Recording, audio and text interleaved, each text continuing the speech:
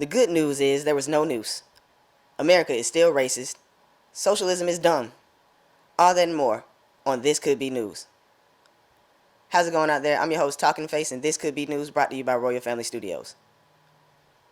There's a lot in the news this week, and I won't be able to cover it all, but I'm going to try to hit the key points.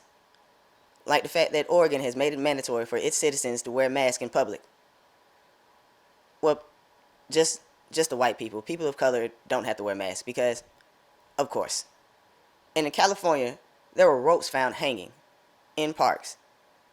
And the mayor of Oakland said they were going to investigate it as a hate crime. Then a black man came out and said, no, we're actually using those to do pull-ups and stuff like that. And the mayor still wants to investigate it as a hate crime because that makes sense. Because the country is racist. And there are racist attacks going on everywhere. Like in Macy's, where a manager was attacked by a black man. The manager happened to be white.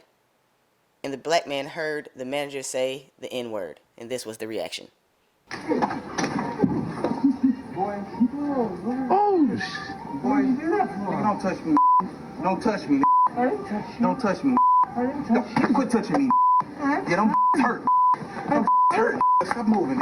Sorry, man. Don't hurt. I'm Don't touch sorry. me. After this event, Macy's did an internal investigation and found out that the manager actually didn't call the young black man the N-word.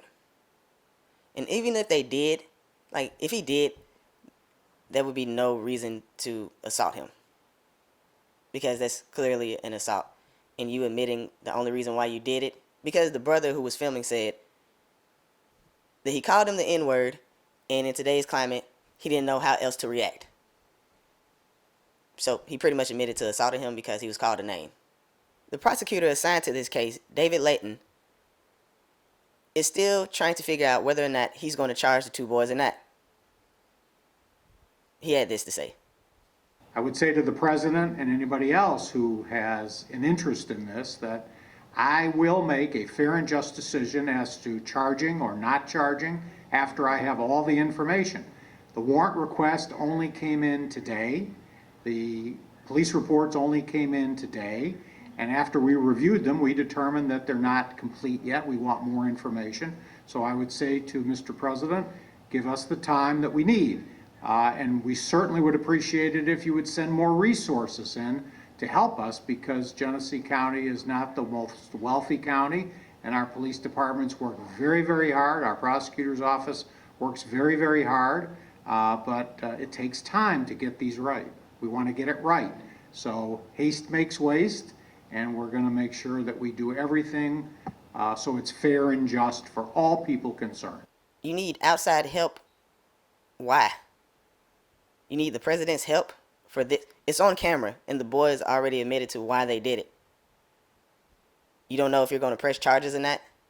I don't understand that.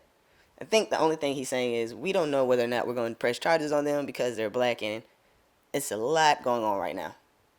And he probably wanted some extra resources because he sees how willy-nilly the government just sends out FBI agents for every false claim. They sent out 15 agents to investigate the NASCAR hoax, the noose that was never a noose.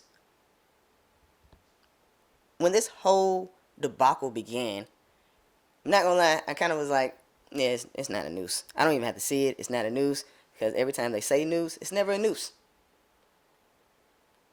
But when I saw Bubba Wallace actually go on television, on The View, and have this to say, I knew something was a little fishy.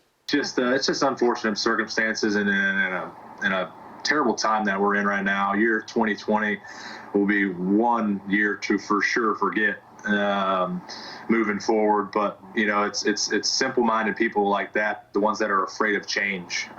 They use everything in their power to defend what they stand up for, and instead of trying to listen and understand what's going on. I'm not saying he had anything to do with it, because he was informed by the president of NASCAR, who was informed by his crew, who were standing like a couple feet away from him, could have just told him, and then they could have just checked it out themselves.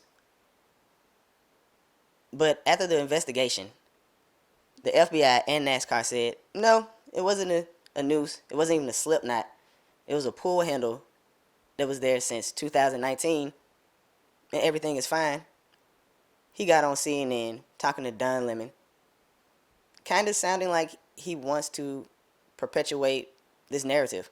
But from the evidence that we have, and that I have, it's a straight up noose. The FBI has stated it was a noose over and over again. NASCAR leadership has stated that it was a noose. I can confirm that. I actually got evidence of what was hanging in my garage, over my car, around my picker guys, to confirm that it was a noose.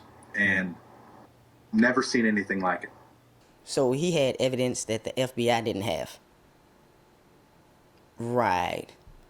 Why not just be normal and just say, oh, I'm happy that I'm not a victim of a hate crime? All I'm saying is, if this country is so racist, you wouldn't have to make up racist events to prove that it's racist. It would just be in your face. I gotta make this point clear. They sent 15 FBI agents to investigate a pull handle. One guy to look at the rope, 2 guys to watch the film, and the other 12 to not investigate the statues being knocked over or federal buildings being destroyed. On to Chaz, this shining city on the hill that lasted a couple weeks. And it lasted a couple weeks because it was a socialist society, a small socialist society where a couple people got killed and they were ran by a tyrant. Everyone knew this experiment was doomed to fail, even Trump. Now, I'm not agreeing with him letting it happen. I feel that he should have just ran in there with the military real quick and got it cleaned up in a couple hours. But it was good for people to see how socialism really is. Right in their faces, in their home country. Socialism doesn't work. It never has, never will. You don't have to believe me. Just listen to this Venezuelan immigrant who lived in Venezuela during its socialist regimes. Already lived through this thing when I was living in Venezuela. Statues came down. Chavez didn't want that history displayed. And then he changed the street names. Then came the curriculum. Then some movies couldn't be shown on certain TV channels. And so on and so forth. You guys think it can't happen to you? I've heard this so many times. But always be on guard. Never believe something can't happen to you. You need to guard your country and your society or it will be destroyed. What do you think?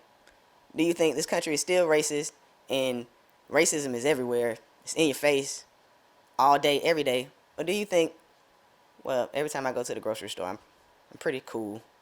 Just go get my food and stuff and go to work. And do you think that socialism will work? And why? But like always, do your own research. Stay safe out there. Stay prayed up. I'm your host, Talking Face. Peace.